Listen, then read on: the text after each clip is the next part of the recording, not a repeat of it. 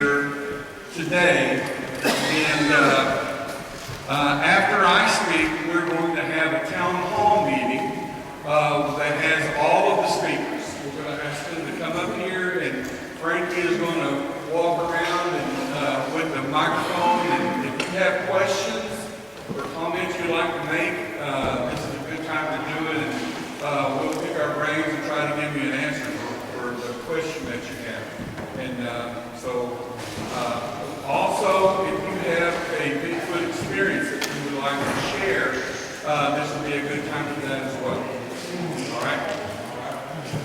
Okay, Bigfoot in Arkansas. That's my topic today. Where's the change?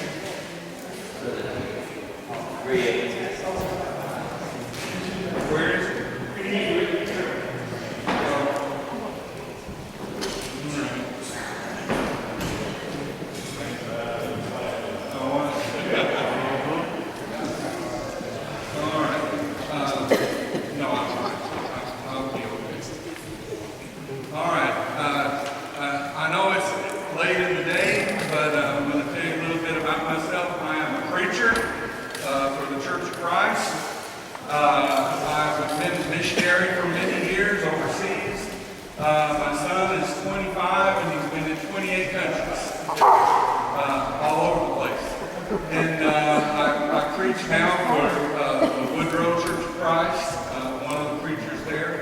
I've been a Bigfoot field researcher since 2007. The first time I went out in the woods was I was in high school, and I went down to Falk, met Smokey Crabtree, and he drove me around, and he said, now, and you got a little squeaky voice, now if I was you, I would camp right over there. And so I did. First night I was going to be there most of the week. First night, I scared myself silly. Everything was something coming to eat. And so I just decided, well, maybe being out in the woods isn't for me. And so I became an armchair squatcher. You know what that is? You watch all the shows, you read the books, but you don't go out in the woods. And me and Jamie were camping one time, and we heard rock clacks in the middle of the night. And I was thinking, well, what can pick rocks up, large rocks, and slam them together like that to where there would be an echo? And so it kind of got me interested again in going out. And so in 2007, I became a field researcher. I serve on the board of directors of the Alliance of Independent Bigfoot Researchers, and I'm the director of the Arkansas Primate Evidence Society. That's APES for short. There's a couple of books that I've been associated with. This is the book that Mike wrote and that I illustrated. And I'm really proud to have been working with him on that project. Okay.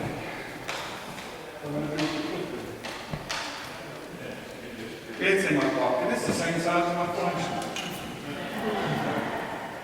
Okay, APES, Arkansas Primate Evidence Society, is the name of our group. We're in the central Arkansas area. We're a very small group, but like the Bigfoot Cartel, we don't charge people to go out in the woods with us, and we go when we can.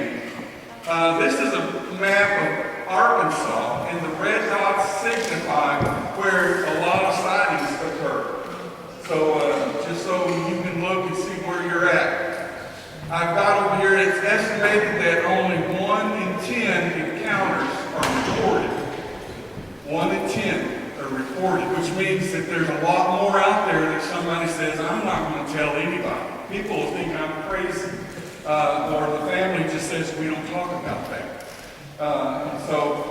It's estimated that over 300 sightings have been reported in Arkansas in the last 40 years. I am going to take this chair. There will be over 200 sightings reported in the U.S. this year alone of Bigfoot.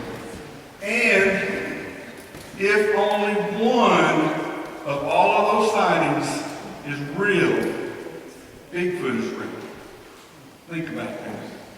That's just truly sobering when you think about that. Arkansas has a great history of Bigfoot.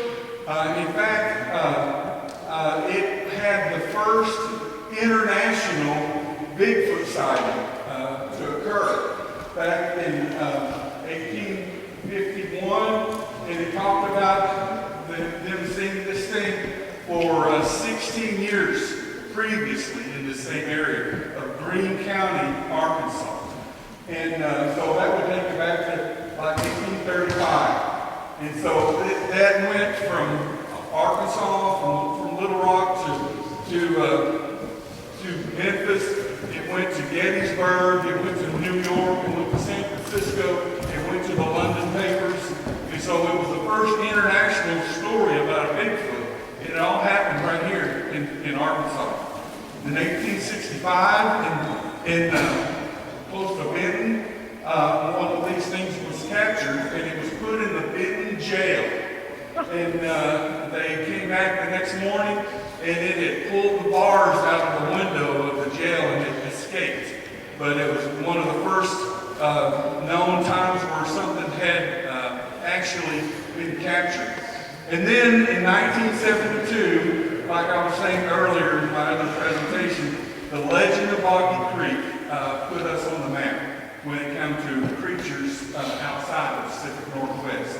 And that happened right here in Arkansas as well. So we do have a rich history of Bigfoot here in our state. I'm in the process, and I have been in the process of writing a book about Bigfoot in Arkansas for several years. And it's a chronological order of sightings in Arkansas, starting in 1834 up to whenever, because that was my problem. There were always new sightings, and I didn't know how to end the book, and it just kept getting bigger and bigger and bigger. And finally, I had to stop. And then I stopped in 2016, and I have about 250 other reports that are after that I'm looking at possibly a second book. So if you have a sighting and you'd like to be a part of that book, part of that database, I would love to talk to you. I would love to talk to you. In this first book that is just ready to go to print, I have I have 1,000 Bigfoot sightings and encounters in Arkansas. 1,000. Now remember what it said? Maybe only 1 in 10 are ever reported. So that could be 10,000 sightings in Arkansas, if that's the case. All 75 counties in Arkansas have reported Bigfoot activity. So that means wherever you live in Arkansas, you are not far away from a place where somebody has seen one of these things. So that's very sobering as well. The reports in the book, in my database, they go from 1834 to 2016. And this database allows us to crunch the numbers. And that's what I want to talk about today, crunching the numbers. Now I have a disclaimer. Well, wait a minute, I'll stop right here for a minute. I put this in, I added this. This is county by county, and these are the number of sightings that I have in my database for each of these counties. Now, I'll hold it up there a little bit, and you can find your county, and you can see how many that I know about. You might say, well, I know more sightings than that. Well, I don't, and that's why I need to talk to you.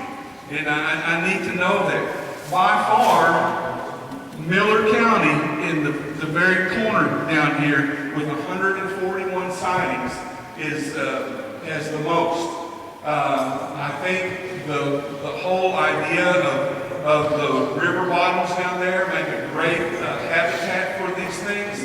I also feel like that the movie, The Legend of Boggy Creek, freed these people to talk about this thing in a more open way than other places. And so that may be why there's more there. Around Pulaski County, there's 37 there. That's a lot.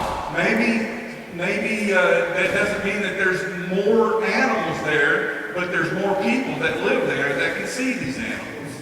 And so think about that. I have Faulkner County here. I have 23, but right now I have 35 to the present. 35 in this county. And so look, try to find your county, and you kind of know what you're dealing with there. Every county has a sighting.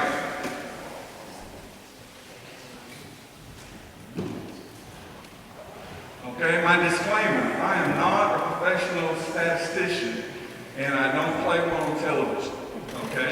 I did this because of my own curiosity, wanting to know, and the numbers that I do the percentages from, they're only as good as the information in the original report. Sometimes, if I'm looking at what color is seen the most, there may be several sightings where a color is not even mentioned in the report. And so I have to use those, but all of them that had a color, I use those. And so it's only as good as the original report. These numbers are taken only from eyewitness reports in this database. So that's the only place where I got this information from, is this database that I've collected. I've taken these reports at face value, and I have no reason to disbelieve the witness. And so if they say I saw something, I put it in the database as they saw something. Now they may be lying through their teeth, or that maybe they saw something else, but if they claim that they have seen this, I put it in the database. All right? That's my disclaimer right there. All right, so who sees a Bigfoot? By far, 50% were adult males. Why is that? They're out in the woods. The wife wants them out of the house, so they go out in the woods and they're hunting and they're doing stuff outside. So yeah, 50%. 20% were adult females. Why? Because they're hunting in the woods as well. Then adolescent males, 20%. Look, in adolescent females, there's only 2% that reported the sighting, because they're not in the woods by themselves. Mommy, Daddy won't let them go out there, and so they're not out there. Family groups, there was only 8% that saw a Bigfoot. So adult males by far see the Bigfoot the most. So what were the witnesses doing when it was happening? 31% were driving. You think it could have been at night or during the day, but you're on the road and you're going 45 miles an hour or 60 miles an hour down this road, and an animal is trying to cross the road, and it's just not fast enough to get away from you, and you see it. And so that's, I think, why that percentage is so high there. And then you look at all these others, hunting and fishing and camping and hiking, you know, they're all large. You know, they were just people that were just outdoors. And then only 6% were farming. They only saw it on a farm. So by far, that you're going to be able to see one of these creatures in the woods and not at your house. I did a cartoon one time about a armchair squatcher. He's kicked back in his recliner with his shoes off and his underwear, and he's looking out the window and a Bigfoot standing there. So even an armchair squatcher gets lucky sometimes. But that's not going to happen. They may approach a farm, but more than likely you've got to be out in the woods where they are. And only 5% were actually squatching at the time when the sighting occurred. And so that's pretty low. Okay, Bigfoot around the clock. 67% of the sightings were at night. I've heard a lot of people say these things aren't nocturnal. Well, yeah, you can see owls in the daytime too sometimes. But I think for the most part, these animals come out at night because we're not out there at night. They're avoiding us. And if it lives way in the woods at night, that's why we don't see them, because we're not out in the woods at night. And so we don't see these things. And I think that's the reason.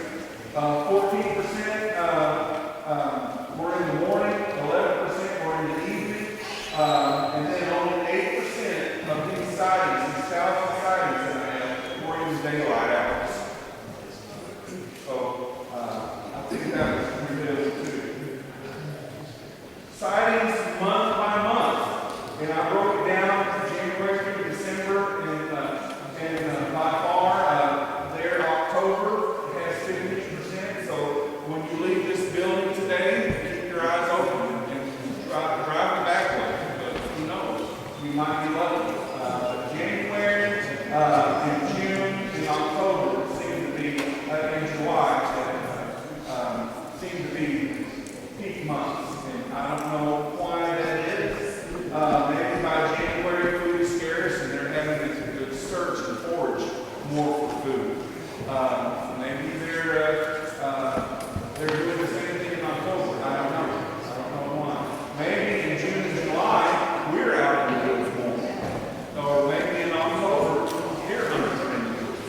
So you're going to see them there as well. So month by month, those are the months we need to be paying more attention to. Location. 22% were on roads or trails. When you're driving, you see those. 7% were near lakes and ponds. 8% in fields and farmland. 23 in forests and mountains. And some of these probably could overlap as well. On the lake could be in the forest as well. 15% in rivers, creeks, and swamps, and 25% near man-made buildings. That's where the person that's going to witness something may be looking out the window and seeing something at a distance. And so those are the locations where we might find something. The size of a Bigfoot, 10% or less than 5 feet tall. And yeah, Bigfoot starts out little and then it gets big. And so you're talking about an adolescent. 13%, 6 feet, 49%, 7 feet tall. Now, these are estimates based upon witness testimony. And then 20% for 8 feet, 7% for 9 feet, and only 1% said it was over 10 feet tall. That would be a huge male. And they're not seen very often. They're probably not very many of them. So by far, it would be 7-foot tall animal. Now, this slide, I think, is woefully underestimated. People are notoriously bad about guessing weights anyway. Just go to a carnival and you can't guess somebody's weight a lot of times. I think some of these you could probably double that amount of weight and be more accurate. But 6% said it weighed 200 pounds or less. 19% said it was 300. 31% said they were 350 pounds. I would think that they would be more like 500 or 600 pounds. Big animals. 12% for 400 pounds. 20% for 500. 6% for 550, and only 6% said it weighed 600 pounds or more. So I think people have not guessed well at this, because I think they're huge, they're very tall, they're very wide, they're very muscular, they're very bulky. Like Big Jim said, they have the brown fat on them that makes heavier, denser bodies. And so I think these would probably be higher than what I was. Color of a Bigfoot.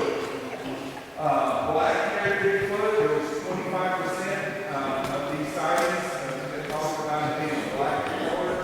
32% being a brown-haired Bigfoot. 28%, second in line there, is a red-haired Bigfoot, like an orangutan or an Irish setter color here in Arkansas. And only 15% would be white or gray-haired Bigfoot. So,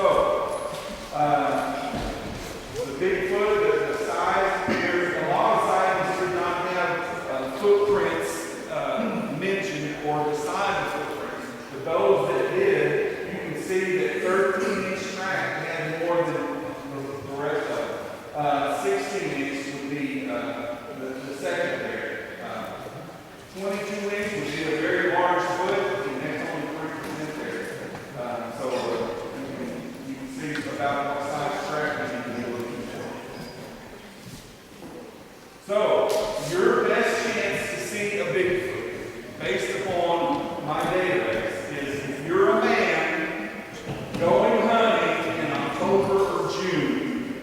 Okay? If you're driving on a lonely road at night in a forested area near a barn. So if you can figure all that out, you have a pretty good chance about seeing something. Okay? So